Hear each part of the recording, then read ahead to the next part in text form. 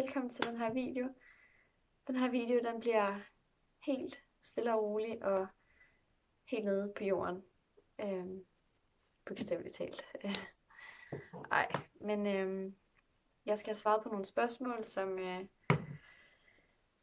I har stillet mig, os.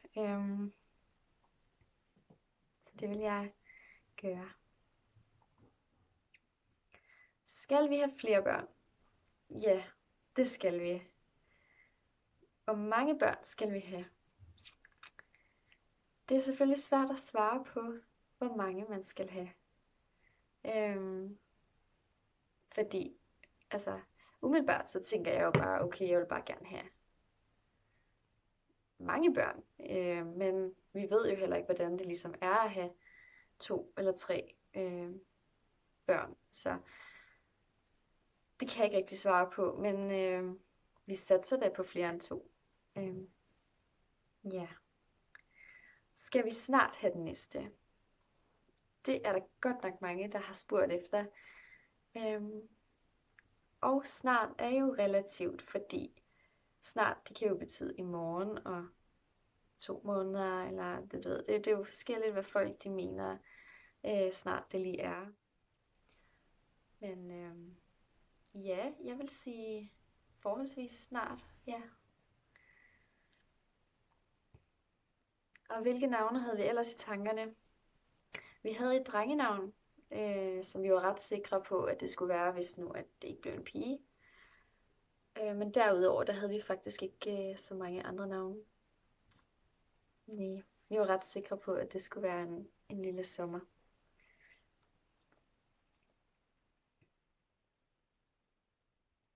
Vil vi gerne flytte i hus? Ja, det vil vi gerne, og vi har også fundet det helt perfekte hus til os. Og vi flytter om en god måneds tid. Måske lidt før, men cirka en måned. Det glæder vi os så meget til. Det er helt vildt. Og i den forbindelse, så er der nogen, der spørger, om vi kan lave sådan nogle flyttevlogs, en house tour, og ja, det satser vi rigtig meget på, at vi kommer til at lave, men vi kommer også lidt an på, om det er noget, I kunne tænke jer at se. Så ja. Men ja, skriv eventuelt i en kommentar eller en besked til en af os. Det må I gerne. Så ser vi på, om vi ikke nok kan få lavet lidt.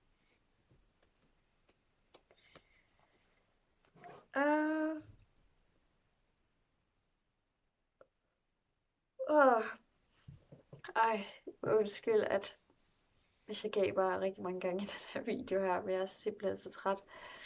Vi har lige været i sommerhus i et par dage, og både Andreas og Sommer, de er mega forkølede nu, og det resulterer bare i nogle ret lange nætter for vores vedkommende, fordi at Sommer, det er første gang, hun er blevet så forkølet, så hun sover bare, hun sover nærmest ikke engang, så det er altså derfor. Hvor stort er huset, og er der mange værelser? Huset er omkring 150 kvadratmeter, mener jeg. Og så er der 6 værelser. Og det er så, der er 2 stuer, og så 4 separate værelser. Og 2 badeværelser. Og et køkken, selvfølgelig. Og sådan nogle ting, ikke? Men dejlig plads. Det er helt fuldstændig perfekt. Der er ikke rigtig noget der. Skal vi på nogle sommerferie i år? Som udgangspunkt, så bliver vi i Danmark den her sommer, fordi, både fordi, at vi bare gerne vil nyde, at vi lige er flyttet i hus og komme godt på plads der, og der er jo en dejlig stor have, og vi kan rende rundt i og bare nyde vejret og slappe af, og så ja, måske vi har snakket lidt om at tage en hyggetur i noget sommerhus igen, og ja, ved ikke, om det bliver noget Skallerup-Klit, et eller andet hyggeligt, familievenligt sted. Vil vi helst have en lillebror eller lillesøster? Og jeg har ikke rigtig... Jo, det kunne være mega sjovt at have en af hver, for eksempel. Så ja, det håber man vel et eller andet sted på. Men jeg vil også bare blive mega glad for en pige mere. Og jeg ved, at Andreas har det på samme måde. Altså, vi bliver glade lige meget, hvad det næste bliver. Men selvfølgelig kunne det være sjovt at prøve en af hver. Helt klart. Hvordan er det at være med i De Unge Mødre? For at være helt ærlig, så tænker jeg ikke rigtig over det. Det er bare... Det er meget sjovt at prøve. Ja. Yeah. Og skal vi være med i flere sæsoner? Vi har ikke helt sådan besluttet, hvor længe vi skal være med i programmet, men jeg kan da afsløre, at vi er med i næste sæson i hvert fald. Er Andreas altid så sød og god ved dig? Ja, det er han. Det er ikke bare sådan, det ser ud på tv eller andre steder. Han er mega god ved mig. Så der har jeg været heldig.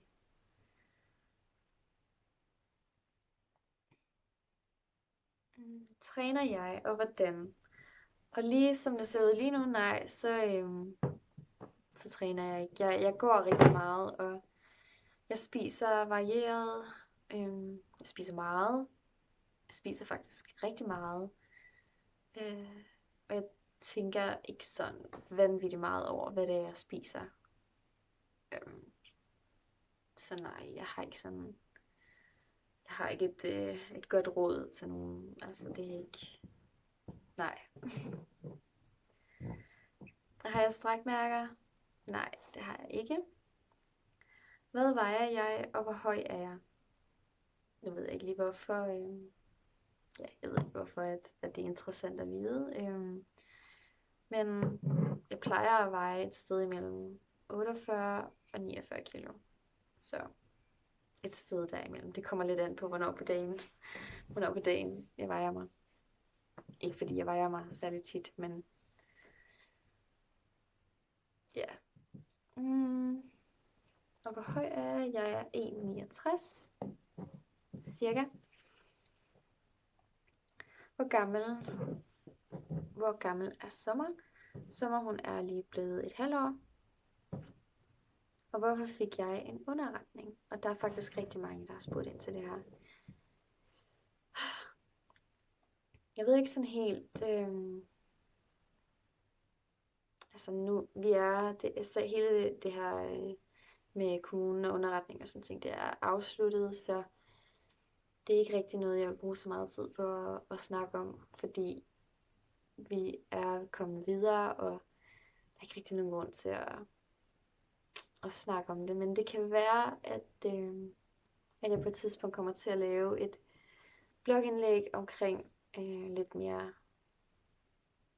sådan dybdegående omkring hvad og hvorfor og så videre. Og så tror jeg ikke, at man kommer til at høre så meget mere omkring det.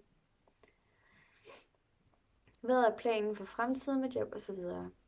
Ja, der er rigtig mange, der også spørger ind til omkring, hvad laver jeg, og hvad vil jeg gerne, og sådan nogle ting. Jeg har haft mange ting, som jeg har overvejet og påbegyndt, og forskellige ting og sager, men så blev jeg ramt af en sygemelding fra mit pædagogstudie, og jeg tror bare, jeg sådan har været meget forblændet omkring alt det der med, hvad folk de forventer af en, at man skal finde den her uddannelse, og man skal gå den her bestemte vej for ligesom at komme igennem livet. Og jeg tror bare, at lige nu, der har jeg bare haft rigtig meget behov for virkelig at kigge indad, og så tænke på, jamen, hvad er det egentlig, som jeg har lyst til at lave, og bruge mit liv på, i stedet for sådan at forholde mig til alle de der retningslinjer, som samfundet ligesom stiller en. Så hvad fremtiden bringer, det ved jeg ikke umiddelbart lige nu. Jeg har bare en plan om, at det skal være noget, som gør mig glad, og det er egentlig bare det. Jeg har ikke noget ønske om at skulle blive millionær, eller et eller andet fuldstændig sindssygt. Jeg vil bare gerne kunne betale mine udgifter, og bare have det super dejligt sammen med min familie og venner og sådan nogle ting. Kunne vi finde på at flytte til udlandet? Hvis ja, hvor? Det er ikke udelukket, nej, og måske det også bliver aktuelt på et tidspunkt. Men ja, det er ikke noget, vi har planlagt som sådan. Men ja, måske på et tidspunkt kunne det godt være aktuelt. Så er der også en, der spørger, hvordan jeg kan få tid til mine sociale medier med en baby. Og det handler for mit vedkommende bare om at prioritere min tid. Nu kan man sige, at Andreas han spiller sit Counter-Strike 4 gange om ugen, altså om aftenen. Så der har jeg jo egentlig bare tid til at gøre lige præcis, hvad jeg har lyst til, når sommerhunden er kommet i seng. Og det gør hun jo allerede der, altså hun sover jo ved en 7-tiden. Så hvis jeg har lyst til at bruge et par timer på at sidde og redigere en video, eller jeg ved, jeg har lyst til, så det er det, jeg gør. Og så prioriterer vi at have hyggeaftener sammen, de aftener, hvor han ikke skal træne sit Counter-Strike. Så det er egentlig bare sådan, vi gør det, og jeg synes egentlig, der er tid til det hele. Det er ikke sådan, jeg stresser over det. Nej, livet er simpelthen for kort til at stresse over ting. Jeg gider ikke mere.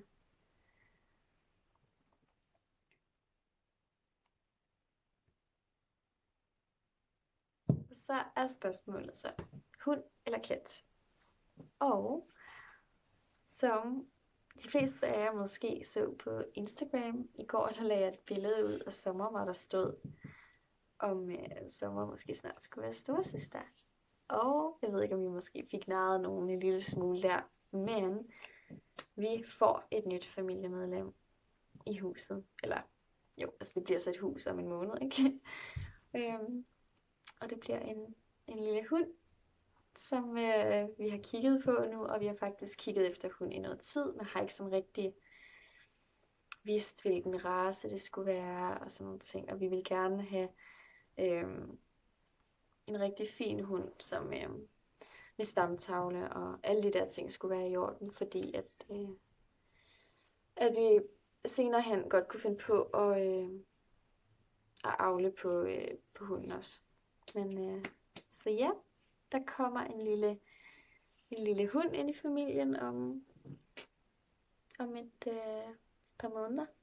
Så ja, det glæder vi os rigtig meget til. Det er en dansk spidshund, og jeg havde faktisk, altså jeg tror aldrig, jeg har set sådan en hund før. Jeg kender i hvert fald ikke nogen, der har den, men vi har fået læst rigtig meget omkring den, og sådan forskellige ting. Så vi fandt bare ud af, at den her hund, den passer rigtig godt til os. Så ja, og det er en pige. Altså en tæve, eller hvad man siger, ikke? Så ja, og det var egentlig lige de spørgsmål, jeg lige kunne finde. Så det kan altid være, altså jeg kommer nok til at lave sådan en video her igen. Så hvis I har nogle flere spørgsmål, eller ja, hvad ved jeg, så kan I altid bare skrive til mig på Instagram, eller herunder, eller ja, hvor man nu kan finde på at skrive til mig henne. Så stiller I bare alle de spørgsmål, I har lyst til. Så ja, tak fordi I så med i den her video. Vi ses. Hej!